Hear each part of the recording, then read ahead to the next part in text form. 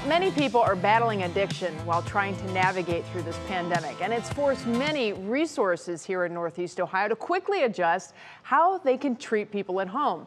But some worry what may come when the pandemic is over and another shift has to take place. Senior health correspondent Monica Robbins talked to the head of one of the largest behavioral health agencies in Lorain, Medina and Erie counties about what they are doing to help keep people safe in tonight's Health Hub. Joining me in the Health Hub is Tom Stuber, President and CEO of Licata Way. How are you helping those who don't have internet access or devices that can help them? All of our facilities are still open. Customers can come in.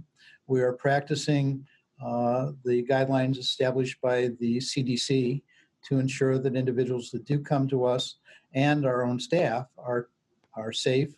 Can group meetings still happen if participants sit 6 feet apart? We can either do groups via telehealth or we can do it in person. And we are continuing to run our regular intensive outpatient, day treatment, and partial hospitalization groups. And we're still running our women's residential program as well.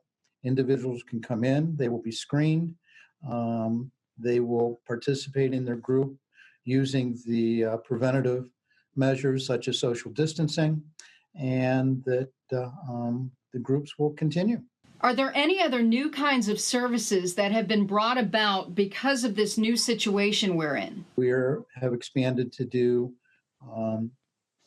assessments via telephone or telehealth, and so they can call in and never have to walk through the door. The state has loosened up the regulations related to that in terms of they're signing consents and other appropriate paperwork on the front end.